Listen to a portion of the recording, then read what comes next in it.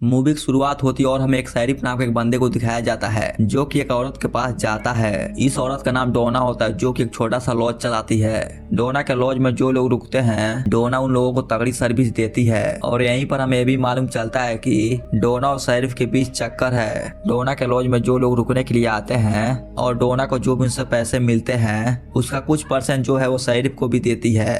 लेकिन सच पूछो तो डोना को शरीफ बिल्कुल भी पसंद नहीं है। फिर सीन कट होता है जहाँ पर हम डोना के बेटे जिमी को देखते हैं जो कि देखने में तो 18 साल का है लेकिन उसका दिमाग एकदम 8 साल के बच्चे के जैसे है। वह डोना से हमेशा बच्चों वाले सवाल पूछता है और डोना उसे हमेशा सपोर्ट करती है। फिर सीन कट होता है और हमें रात का सीन दिखाया जाता है जहाँ पर जिमी और डोना सो रहे थे लेकिन तभी अचानक से रात को 3 बजे शरीफ जो है वह डोना के पास आ जाता है और पास आकर उसके साथ उल्टी सीधी हरकतें करना शुरू कर देता है। जिसके बाद वह उसे कमरे में ले जाता है जहाँ पर दोनों इंटीमेट होते हैं और टपाटप के भरपूर मजे लेते हैं। अब अगली सुबह हम देखते हैं कि जिम्मी का जन्मदिन होता है इसलिए डोना उसके लिए केक लेकर आई थी। वह दोनों केक काटने ही वाले होते हैं कि तभी अचानक से उसके दरवाजे के डोर बेल बजती है और यह सुनकर डोना तुरंत दरवाजे की ओर जाती है। उसे ऐसा लग रहा था कि शरीफ है लेकिन जब वो दरवाजा खोलती है तो यहाँ पर कोई और आदमी खड़ा हुआ था जिसका नाम केम होता है और वह डोना से कहता है कि मैं पहले भी यहाँ पर रह चुका हूँ, मुझे आपकी सर्विस बहुत ही अच्छी लगी इसलिए मैं दोबारा यहाँ पर रहने के लिए आया हूँ। केम यहाँ पर डोना से बातों ही बातों में कहता है कि पिछली बार जब मैं यहाँ पर रुकने के लिए आया था तो हमने बहुत मजे किए थे लेकिन डोना को यह सारी बातें याद नहीं होती है क्योंकि डोना अभी तक बहुत सारे लोगों के साथ मजे ले चुकी है। फिर सीन कट होता है और हमें रात का सीन दिखाया जाता है। अब रात को जब वो खाना खा रहे होते हैं तभी वो डोना से बात करता है और पूछता है कि क्या तुम्हें सच में कुछ याद नहीं है कि पिछली बार हमने कितने मजे किए थे।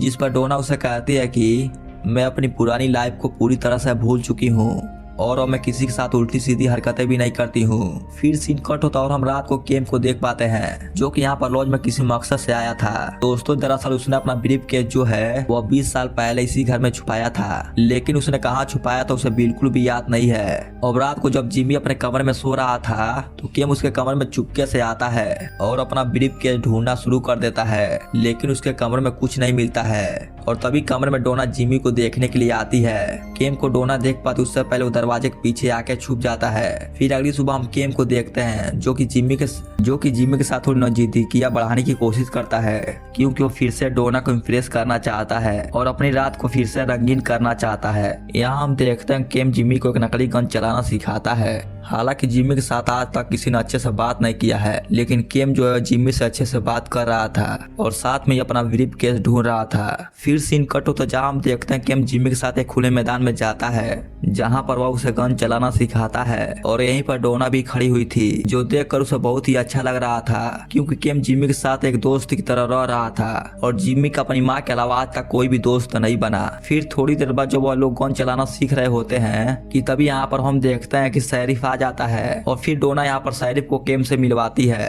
तो शुरुआत में केम और शरीफ दोनों आपस में बात करते हैं जिसके बाद शरीफ जो है डोना को साइड में लेकर जाता है और डोना से केम के बारे में सब कुछ पूछता है जिस पर डोना उससे कहती है कि वो यहाँ पर 2 दिन के लिए आया है। जिसके बाद शरीफ डोना से कमीशन मांगता है। फिलहाल में तो उसने अभी तक पैसे नहीं दिया है लेकिन आज रात को रहकर कल सुबह वो पैसे देकर चला जाएगा। इसके बाद शरीफ जो है डोना पर बहुत चिल्लाता है और कहता है कल तक हर कीमत पर हमें पैसे चाहिए। और फिर सीन कट होता और हमें रात का सीन दिखाया जाता है जहाँ पर केम और डोना एक साथ बैठे हुए थे और दोनों आपस में बातें करते हैं। डोना केम से कहती है कि और जो भी उसके साथ वक्त बिताए उसे देखकर मुझे बहुत अच्छा लगा। फिर केम डोना की बहुत तारीफ करता है ताकि डोना इम्प्रेस हो जाए और यही होता है आखिर में डोना इम्प्रेस हो ही जाती है और फिर दोनों कमरे में जाकर टपाटप के भरपूर मजे लेते हैं। और फिर कुछ रात गुजरता है जब डोना सो रही होती है तभी अचानक से केम उठता है और अपने ब्रीफ केस को ढूंढना शुरू कर देता है और उसे फाइनली अपना ब्रीफ केस एक जगह पर मिल भी जाती है और उस ब्रीफ केस में बहुत सारे पैसे और एक गन भी होती है। और फिर केम जल्दी से सुबह उठकर यहाँ से जाने के लिए जल्दी से फ्रेश हो जाता है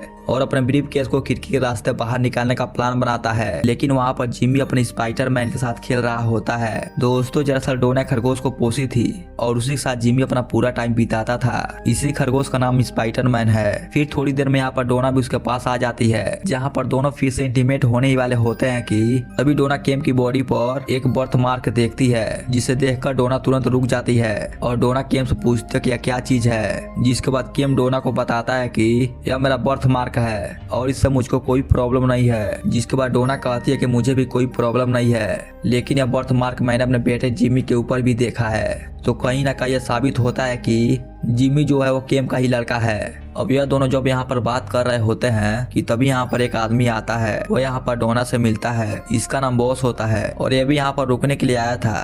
तो डोना यहाँ पर उसे भी एक कमरा दे देती है और केम को अपने कमरे में सुला लेती है। अब रात को जब सभी लोग खाना खा रहे थे तो बॉस यहाँ पर डोना की खाने की तारीफ करता है, लेकिन हम सब देख पाते हैं कि कहीं ना कहीं केम कुछ न कुछ हमसे राज छुपा रहा था। और फिर रात को जब केम और डोना सोने जाते हैं तो डोना केम के साथ फिर से इंटीमेट होने को कहती है, लेकिन केम यहाँ पर यह सब करने से मना कर देता है और फिर दोनों सो जाते हैं। फिर कुछ देर बाद दरवाजे पर बॉस आता है और केम को इशारा करके कमरे के नीचे बुलाता है। यहाँ पर हमें मालूम चलता है कि यह दोनों भी यहाँ पर उसी ब्रीफकेस के लिए आए थे। बॉस को भी बहुत अच्छे से मालूम है कि केम ने यहीं पर ही पैसे छुपाया है। फिर दोनों बात कर ही रहे थे कि तभी यहाँ पर डोना आ जाती है और वह कहती है कि मैं जानना चाहती हूँ कि आखिर मेरे घर में क्या चल रहा है। यहाँ पर बॉस डोना से बताता है कि यह आदमी 20 साल पहले यहीं पर एक ब्रीफकेस रख कर गया था, लेकिन केम उसकी बातों को बिल्कुल भी नहीं मान रहा था। वह बॉस से एक ही बात कह रहा था कि मैं ऐसे ब्रीफकेस के बारे में ना तो कभी सुना और ना ही देखा हूँ। मैं यहाँ पर सिर्फ कुछ दिन रुकने के लिए आया था और मैं कुछ ही दिनों में मैं अपने भाई के पास चला जाऊंगा। लेकिन बॉस को यहाँ पर केम की बातों पर बिल्कुल भी यकीन नहीं हो रहा था, इसलिए यहाँ पर बॉस को गुस्सा आ जाता है और यहाँ पर डोना के खरगोश जिसका नाम स्पाइडरमैन है यह उसे उठाता और टॉर्चर करना शुरू कर देता है। लेकिन जब बॉस उसे मारने वाला होता है कि तभी यहाँ पर केम चिल्ला उठता है और कहता है कि मुझे मालूम है कि वह ब्रीफकेस कहाँ है। लेकिन तभी यहाँ पर जिम्मी आ जाता है। उसके हाथ में यहाँ पर केम की गन थी। वह शूट करने ही वाला था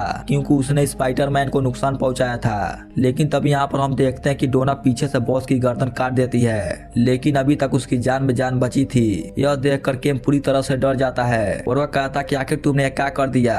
और बॉस के आदमी यहाँ पर बॉस को ढूंढते हुए जरूर आएंगे।